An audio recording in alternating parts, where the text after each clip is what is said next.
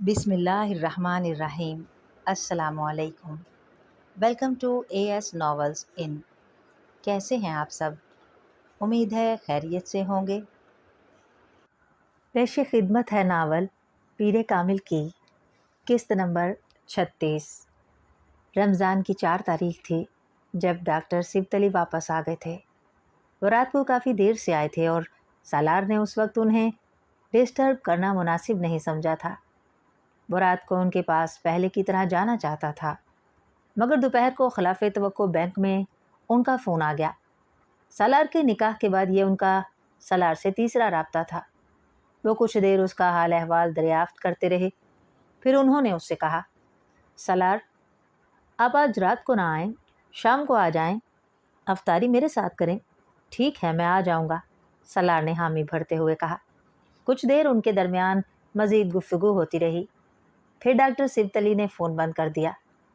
وہ اس دن بینک سے کچھ جلدی نکل آیا۔ اپنے فلیٹ پر کپڑے تبدیل کرنے کے بعد وہ جب ان کے پاس پہنچا، اس وقت افطاری میں 1 گھنٹہ باقی تھا۔ ڈاکٹر سبت علی کا ملازم اسے اجتماع والے بیرونی کمرے کی بجائے سیدھا اندر لاؤنج میں لے آیا تھا۔ ڈاکٹر سبت علی نے بڑی گرم جوشی کے ساتھ اس سے بغل گیر ہونے کے بعد بڑی محبت کے ساتھ اس کا ماتھا چوما۔ پہلے آپ ایک دوست کی حیثیت سے یہاں آتے تھے، آج آپ گھر کا ایک فرد بن کر یہاں آئے ہیں۔ وہ جانتا تھا ان کا اشارہ کس طرف تھا۔ آئیے بیٹھیے۔ وہ اسے بیٹھنے کا اشارہ کرتے ہوئے خود دوسرے صوفے پر بیٹھ گئے۔ بہت مبارک ہو، اب تو آپ بھی گھر والے ہو گئے ہیں۔ سالار نے خاموش نظروں اور پھیکی مسکراہٹ کے ساتھ انہیں دیکھا۔ وہ مسکرا رہے تھے۔ میں بہت خوش ہوں کہ آپ کی شادی آمنہ سے ہوئی ہے۔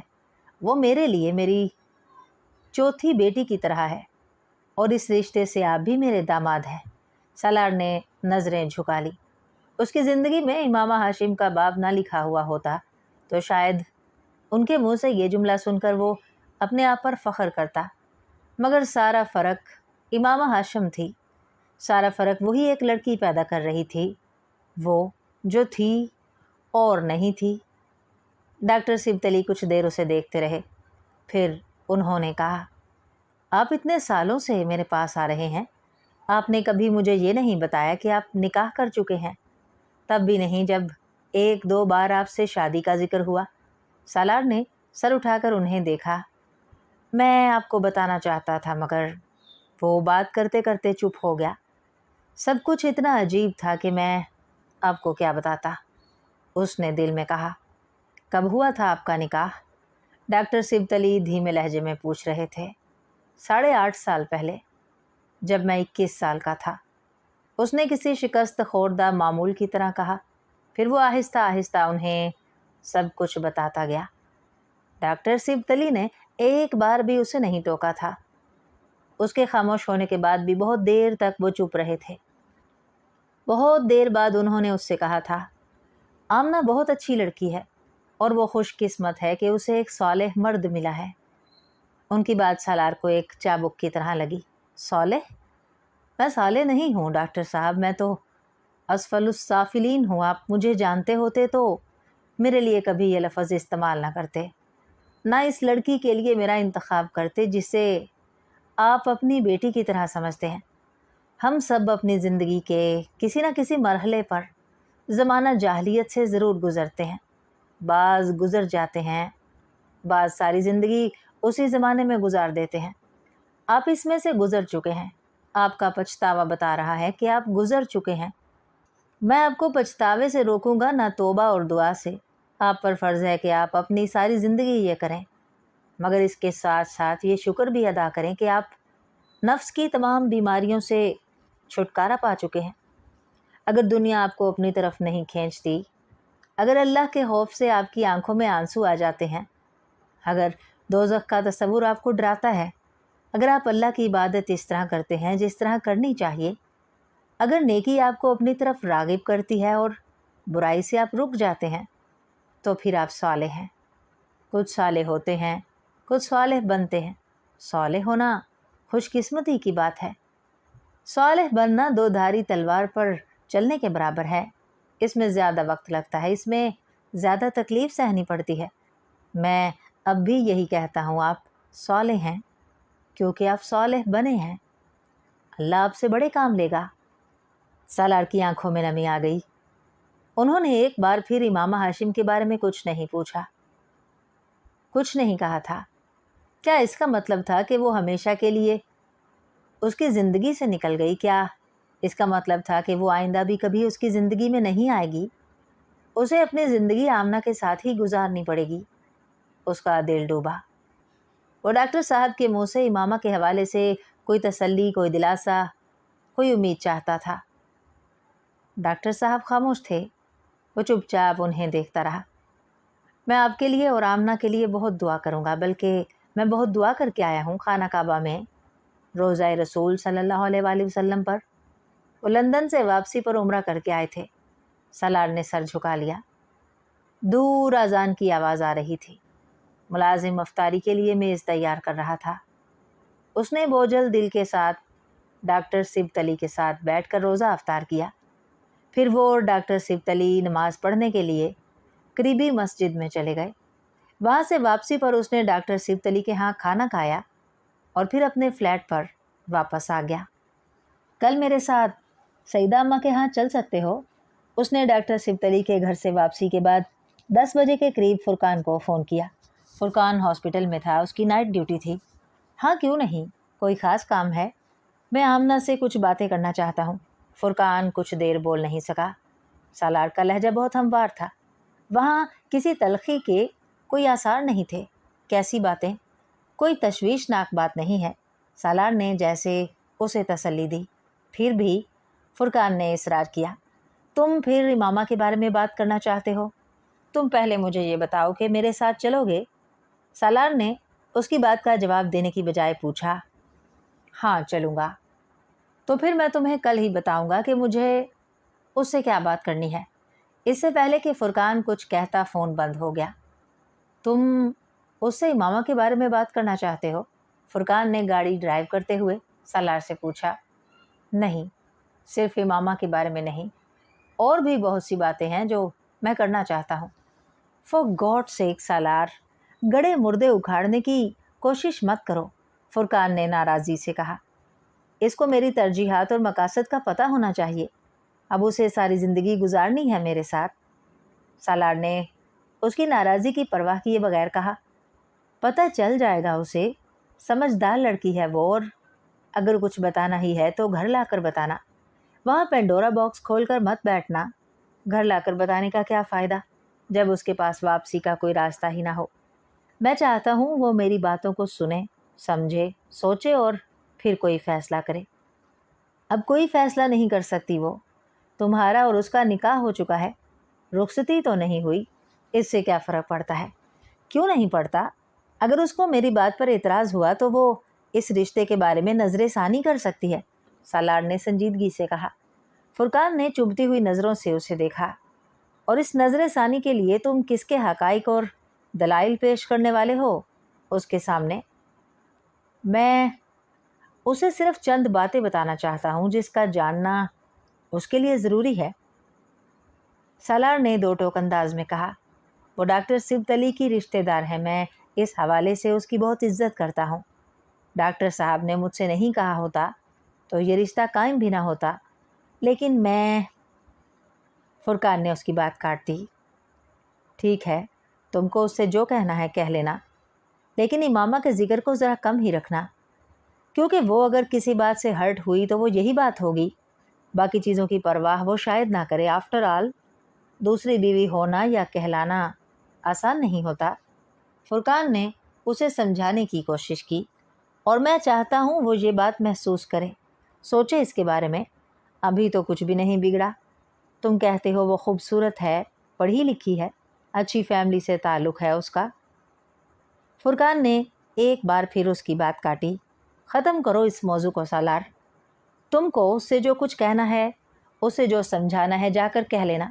میں اس سے اکیلے میں بات کرنا چاہتا ہوں، سالار نے کہا۔ میں سیدہ اماں سے کہہ دوں گا، وہ تمہیں اکیلے میں اس سے بات کرا دیں گی۔ فرقان نے اس کی بات پر سر ہلاتے ہوئے کہا۔ وہ آدھ گھنٹے میں سیدہ اماں کے گھر پہنچ گئے۔ دروازہ سیدہ اماں ہی نے کھولا تھا اور سالار اور فرقان کو دیکھ کر वो जैसे खुशी से बेहाल हो गई थी। वो इन दोनों को उसी बैठक नुमा कमरे में ले गई। सईदा अम्मा, सालार आमना से तन्हाई में कुछ बातें करना चाहता है, फुरकान ने कमरे में दाखिल होते हुए कहा। सईदा अम्मा कुछ उलझी। कैसी बातें? वो अब सालार की तरफ देख रही थी, जो खुद भी बैठने की बजाय फुरकान के साथ ही खड़ा था। हैं चंद बातें जो वो उससे करना चाहता है, मगर परेशानी वाली कोई बात नहीं, फुरकान ने उन्हें तसल्ली दी। सईदा अम्मा एक बार फिर सालार को देखने लगी। उसने नज़रें चुरा लीं। अच्छा, फिर तुम मेरे साथ आ जाओ बेटा, आमना अंदर है, उधर आकर उससे मिल लो, सईदा अम्मा कहते हुए दरवाजे से बाहर निकल गई। सालार ने एक नज़र फुरकान को देखा, फिर वो खुद भी सईदा अम्मा के पीछे चला गया। बैरूनी बैठक बैरूनी दरवाजे के बाएं जानिब थी। दाएं जानिब ऊपर जाने वाली सीढ़ियाँ थी। बैरूनी दरवाजे से कुछ आगे बिल्कुल सामने कुछ सीढ़ियाँ चढ़ने के बाद लकड़ी का एक और पुरानी तर्ज का बहुत बड़ा दरवाज़ा था, जो इस वक्त खुला हुआ था, और वहाँ सुर्ख ईंटों का बड़ा वसी सहन नजर आ रहा था। सईदा अम्मा का रुख उन्हीं सीढ़ियों की तरफ था। सालार उनसे कुछ फासले पर था। सईदा अम्मा अब सीढ़ियाँ चढ़ रही थीं। वो जब सीढ़ियाँ चढ़कर सहन में दाखिल हो गईं तो सालार भी कुछ झिझकता हुआ सीढ़ियाँ चढ़ने लगा। वसी सुर्ख ईंटों के सहन के दोनों अतराफ दीवारों के साथ क्यारियाँ बनाई गई थीं, जिनमें लगे हुए सब्ज़ पौधे और बेलें सुर्ख ईंटों से बनी हुई दीवारों के बैकग्राउंड में बहुत खूबसूरत लग रही थी। सहन के एक हिस्से में धूप थी और दिन के इस हिस्से में भी वो धूप बेहद तेज़ थी। धूप ने सुर्ख रंग को कुछ और नुमायाँ कर दिया था। आहिस्ता आहिस्ता सीढ़ियाँ चढ़कर सालार ने सहन में कदम रख दिया और वो ठिठक कर रुक गया। सहन के धूप वाले हिस्से में रखी चारपाई के सामने एक लड़की खड़ी थी। वो शायद अभी चारपाई से उतरी थी। उसकी पुश्त सालार की तरफ थी। वो सफ़ेद कुर्ते और स्याह शलवार में मलबूस थी और नहा कर निकली थी। उसकी कमर से कुछ ऊपर उसके स्याह गीले बाल लटों की सूरत में उसकी पुश्त पर बिखरे हुए थे। उसका सफ़ेद दुपट्टा चारपाई पर पड़ा हुआ था। वो अपने कुर्ते की आस्तीनों को कोहनियों तक फोल्ड करते हुए सालार की तरफ मुड़ी। सालार सांस नहीं ले सका। उसने ज़िंदगी में इससे ज़्यादा खूबसूरत लड़की नहीं देखी थी, या फिर उसे इस लड़की से ज़्यादा खूबसूरत कोई नहीं लगा था। वो यकीनन आमना थी। उसके घर में आमना के अलावा और कौन हो सकता था? वो आगे नहीं बढ़ सका। वो उससे नज़रें नहीं हटा सका। किसी ने उसके दिल को मुट्ठी में लिया था। धड़कन रुकी थी या रवां, वो जान नहीं सका। उसके और आमना के दरमियान बहुत फासला था। आस्तीन मोड़ते हुए आमना की पहली नज़र सईदा अम्मा पर पड़ी। सालार बेटा आया है। सईदा अम्मा बहुत आगे बढ़ आई थी। आमना ने गर्दन को तिरछा करते हुए सहन के दरवाजे की तरफ देखा। सालार ने उसे भी ठिठकते देखा। फिर वो मुड़ी। उसकी पुश्त एक बार फिर सालार की तरफ थी। सालार ने उसे झुकते और चारपाई से दुपट्टा उठाते देखा। दुपट्टे को सीने पर फैलाते हुए उसने उसके एक पल्लू के साथ अपने सर और पुश्त को भी ढांप लिया था। सालार अब उसकी पुश्त पर बाल नहीं देख सकता था, मगर उसे आमना के इत्मीनान ने हैरान किया था। वहाँ कोई घबराहट, कोई जल्दी, कोई हैरानी नहीं थी। सईदा अम्मा ने मुड़कर सालार को देखा। फिर उसे दरवाजे में ही खड़े देखकर उन्होंने कहा, अरे बेटा, वहाँ क्यों खड़े हो? अंदर आओ, तुम्हारा अपना ही घर है।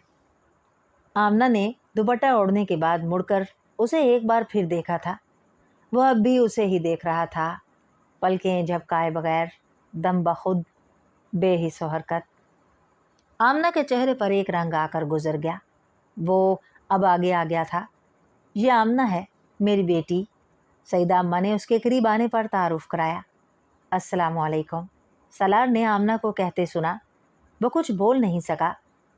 वो उससे चंद कदमों के फासले पर खड़ी थी। उसे देखना मुश्किल हो गया था। वो नर्वस हो रहा था। आमना ने उसकी घबराहट को महसूस कर लिया। सालार तुमसे कुछ बातें करना चाहता है, सईदा अम्मा ने आमना को बताया। आमना ने एक बार फिर सालार को देखा। दोनों की नज़रें मिलीं। दोनों ने बैक वक्त नज़रें चुराईं। आमना ने सईदा अम्मा को देखा और सालार ने आमना की कलाइयों तक मेहंदी के नक्शो निगार से भरे हाथों को। यकदम उसे लगा वो इस लड़की से कुछ नहीं कह सकता। सलार बेटा, अंदर कमरे में चलते हैं, वहाँ तुम इत्मीनान से आमना से बात कर लेना। सईदा अम्मा ने इस बार सालार को मुखातिब किया। सईदा अम्मा कहते हुए अंदर बरामदे की तरफ बढ़ी। सालार ने आमना को सर झुकाए उनकी पैरवी करते देखा। वो वहीं खड़ा उसे अंदर जाता देखता रहा। सईदा अम्मा कमरे का दरवाज़ा खोलकर अंदर दाखिल हो गई। आमना ने दरवाजे के पास पहुंचकर मुड़ते मुड़ते उसे देखा। सालार ने बरक रफ्तारी से नज़रें झुका लीं। आमना ने मुड़कर उसे देखा। फिर शायद वो हैरान हुई, सालार अंदर क्यों नहीं आ रहा था। सालार ने उसकी तरफ देखे बगैर सर झुकाए कदम आगे बढ़ा दिए। आमना कुछ मुतमईन होकर मुड़कर कमरे में दाखिल हो गई। सालार जब कमरे में दाखिल हुआ तो सईदा अम्मा पहले ही एक कुर्सी पर बैठ चुकी थी। आमना लाइट ऑन कर रही थी। सालार को धूप से अंदर आकर खुनकी का एहसास हुआ। बैठो बेटा, सईदा अम्मा ने एक कुर्सी की तरफ इशारा करते हुए उससे कहा। सालार कुर्सी पर बैठ गया। आमना लाइट ऑन करने के बाद उससे कुछ फासले पर उनके बिलमुकाबिले काउच पर बैठ गई। सालार मुंतज़िर था कि सईदा अम्मा चंद लम्हों में वहाँ से उठकर चली जाएंगी। फुरकान ने वाज़िया तौर पर उन्हें बताया था कि वो उससे तन्हाई में बात करना चाहता था, मगर चंद लम्हों के बाद सालार को अंदाज़ा हो गया था कि ये इंतज़ार बेकार था। वो शायद ये भूल गई थी कि सालार तन्हाई में आमना से मिलना चाहता था, या फिर उनका ये ख्याल था कि वो तन्हाई सिर्फ फुरकान की अदम मौजूदगी के लिए थी। सालार ने उन्हें इसमें शामिल नहीं किया होगा, या फिर वो अभी सालार को इतना काबिले एतबार नहीं समझती कि अपनी बेटी के साथ उसे अकेला छोड़ देती। सालार को आखिरी अंदाज़ा सही लगा। वह उससे जो कुछ और जितना कुछ कहना चाहता था सईदा अम्मा के सामने नहीं कहना चाहता था। वो कह ही नहीं सकता था। उसने अपने जहन को खंगालने की कोशिश की। उसे कुछ तो कहना ही था, वो कुछ नहीं ढूंढ सका। उसका जहन खाली था। नीम तारीख खुनक कमरे में बिल्कुल खामोश थी। नीम तारीख खुनक कमरे में बिल्कुल खामोशी थी। वो अब दोनों हाथों की उंगलियां एक दूसरे में फंसाए फर्श पर नजरें जमाए हुए था। आमना ने कमरे में कोई फैंसी लाइट रोशन की थी। ऊंची दीवारों वाला फर्नीचर से भरा हुआ वो वसी और इस कमरा शायद सिटिंग रूम के तौर पर इस्तेमाल होता था। उसमें बहुत ज़्यादा दरवाजे थे और तमाम दरवाजे बंद थे। कमरे में मौजूद वाहिद खिड़की बरामदे में खुलती थी और उसके आगे पर्दे थे। फर्श को भारी भरकम मैरून नक्शो निगार के कालीन से ढका गया था और फैंसी लाइट कमरे को पूरी तरह रोशन करने में नाकाम हो रही थी। कम अज़ कम कमरे में सालार को तारीकी ही महसूस हो रही थी। शायद ये उसके एहसासात थे, या फिर मुझे अपने ऑप्टिशियन से आज ज़रूर मिलना चाहिए।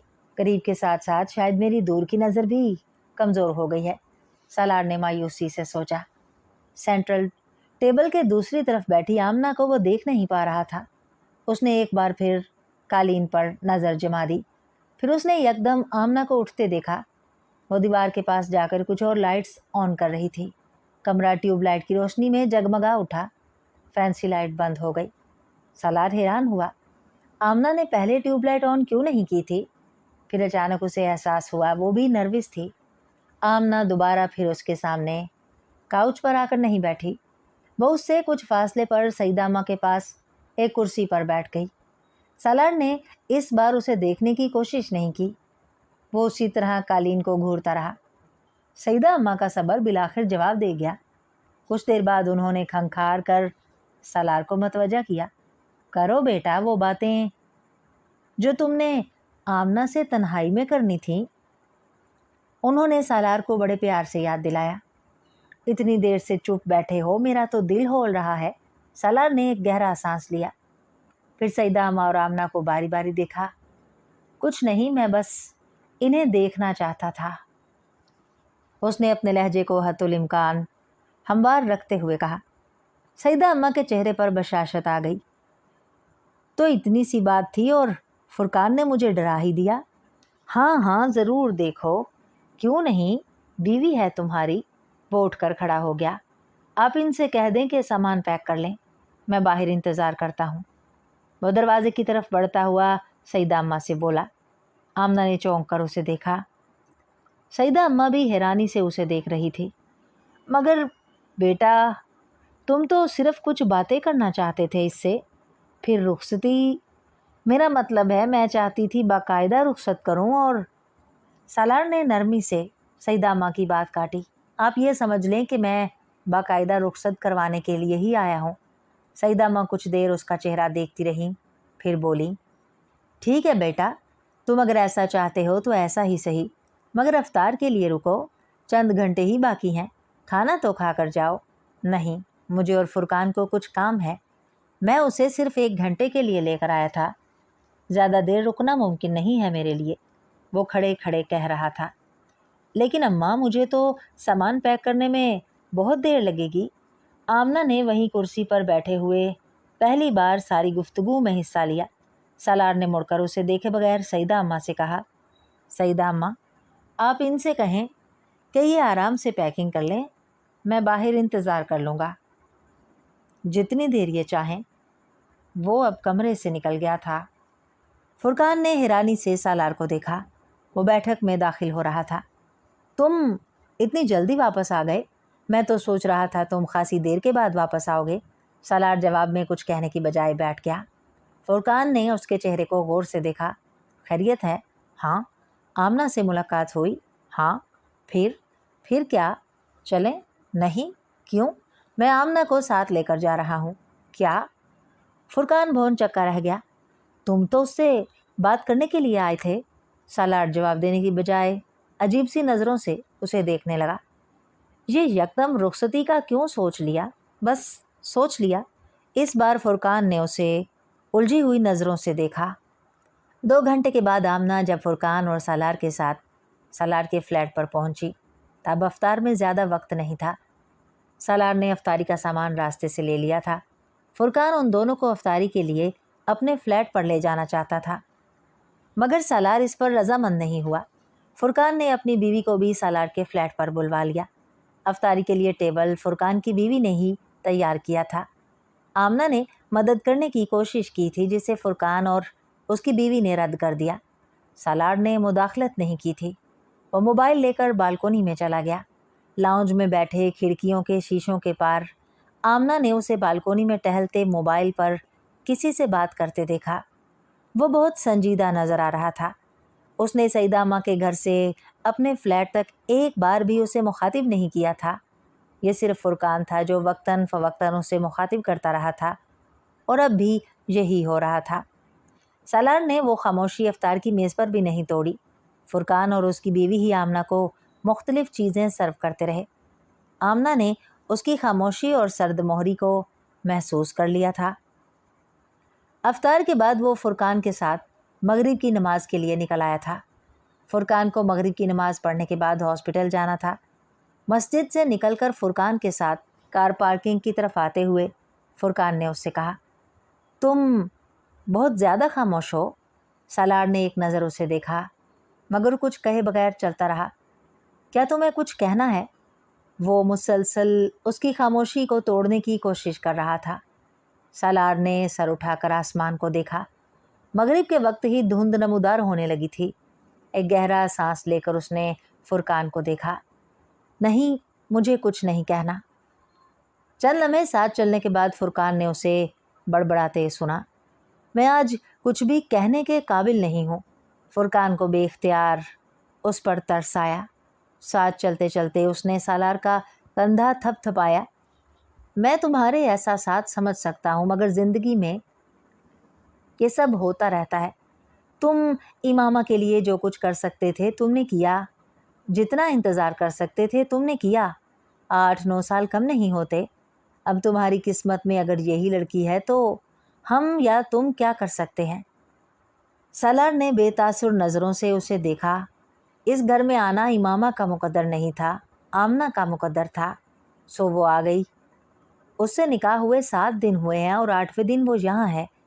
इमामा के साथ निकाह को 9 साल होने वाले हैं। वो आज तक तुम्हारे पास नहीं आ सकी। क्या तुम ये बात नहीं समझ सकते कि इमामा तुम्हारे मुकद्दर में नहीं है? वो पूरी दिलजमई से उसे समझाने की कोशिश कर रहा था। हमारी बहुत सारी ख्वाहिशात होती हैं, बाज़ ख्वाहिशात अल्लाह पूरी कर देता है। باز نہیں کرتا۔ ہو سکتا ہے امامہ کے نہ ملنے میں تمہارے لیے بہتری ہو سکتا ہے اللہ نے تمہیں آمنہ کے لیے ہی رکھا ہو سکتا ہے آج سے چند سال بعد تم اس بات پر اللہ کا شکر ادا کرتے نہ تھکو۔ وہ دونوں اب پارکنگ کے پاس پہنچ چکے تھے۔ فرقان کی گاڑی شروع میں ہی کھڑی تھی۔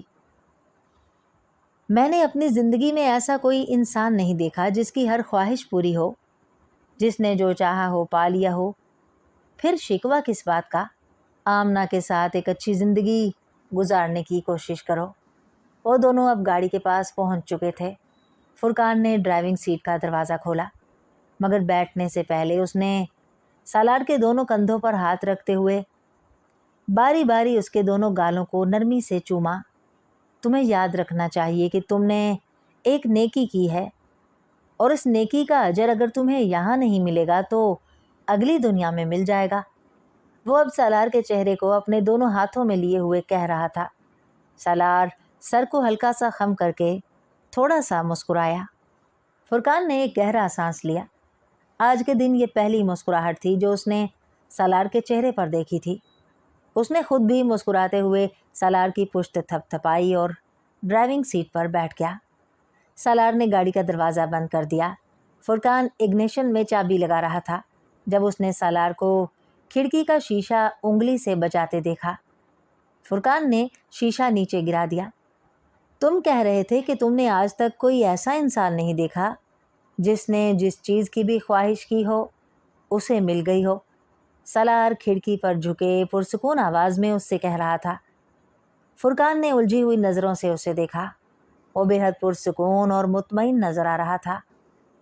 پھر تم مجھے دیکھو، کیونکہ وہ انسان میں ہوں جس نے آج تک جو بھی چاہا اسے وہ مل گیا۔ فرقان کو لگا اس کا ذہن غم کی وجہ سے متاثر ہو رہا تھا۔ جسے تم میری نیکی کہہ رہے ہو وہ دراصل میرا اجر ہے جو مجھے زمین پر ہی دے دیا گیا ہے۔ مجھے آخرت کے انتظار میں نہیں رکھا گیا، اور میرا مقدر آج بھی وہی ہے جو 9 سال پہلے تھا۔ وہ ٹھہر ٹھہر کر گہری آواز میں کہہ رہا تھا۔ مجھے وہی عورت دی گئی ہے جس کی میں نے خواہش کی تھی۔ امامہ ہاشم اس وقت میرے گھر پہ ہے۔ خدا حافظ۔ فرقان دم بخود دور جاتے ہوئے اس کی پشت دیکھتا رہا۔ وہ کیا کہہ گیا تھا اس کی سمجھ میں نہیں آیا۔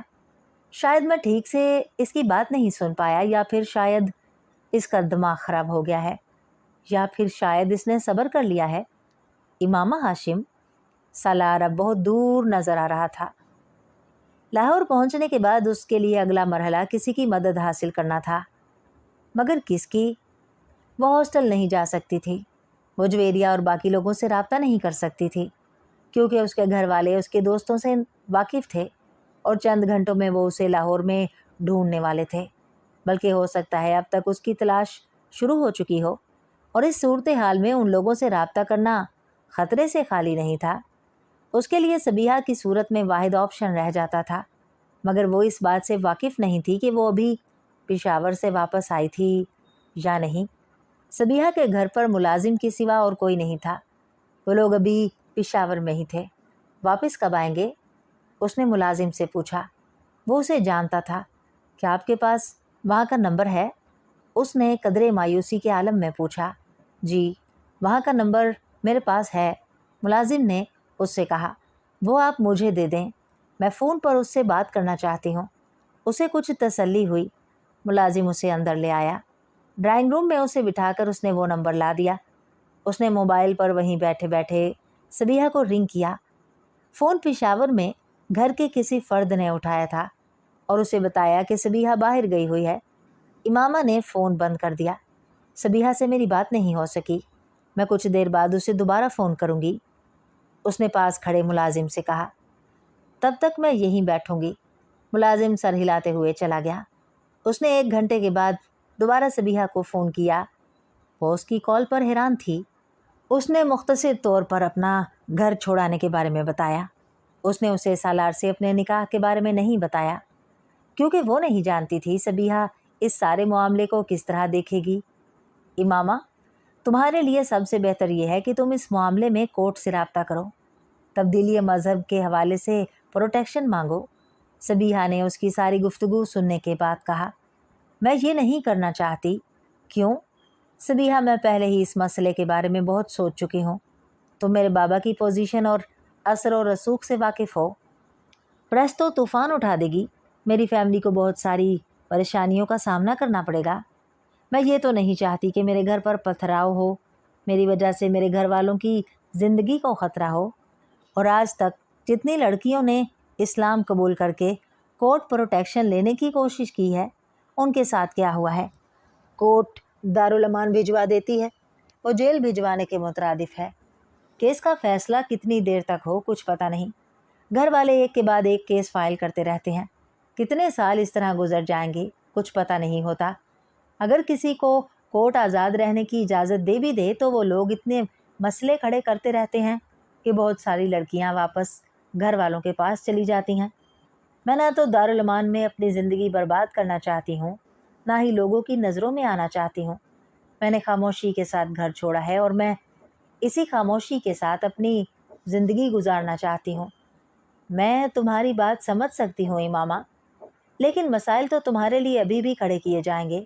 वो तुम्हें तलाश करने के लिए एड़ी चोटी का जोर लगा देंगे और उन लोगों के लिए मसाइल पैदा होंगे जो तुम्हें पनाह देंगे। और वो जब तुम्हें ढूंढना शुरू करेंगे तो मुझ तक पहुंचना तो उनके लिए बहुत आसान होगा।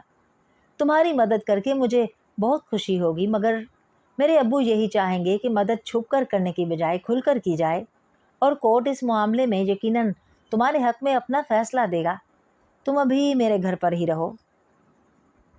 मैं इस बारे में मुलाजिम को कह देती हूँ और आज मैं अब्बू से बात करती हूँ। हम कोशिश करेंगे कल लाहौर वापस आ जाएं। इमामा ने मुलाजिम को बुलाकर फ़ोन उसके हवाले कर दिया। सबीहा ने मुलाजिम को कुछ हिदायत दी और फिर राब्ता मुनक़ता कर दिया। मैं सबीहा बीबी का कमरा खोल रहा हूँ, आप वहाँ चली जाएं, मुलाजिम ने उससे कहा। वो सबीहा के कमरे में चली आई, मगर उसकी तशवीश और परेशानी में इजाफा हो गया था। वो सबीहा के नुक्ता नज़र को समझ सकती थी। वो यकीनन ये नहीं चाहती थी कि ख़ुद सबीहा और उसकी फ़ैमिली पर कोई मुसीबत आए। इस मामले में सबीहा के अंदेशे दुरुस्त थे। अगर हाशिम मुबीन को ये पता चल जाता कि सबीहा की फ़ैमिली ने पनाह दी थी तो वो उनके जानी दुश्मन बन जाते। शायद इसलिए सबीहा ने उससे कानून की मदद लेने के लिए कहा था, मगर ये रास्ता उसके लिए ज़्यादा दुश्वार था।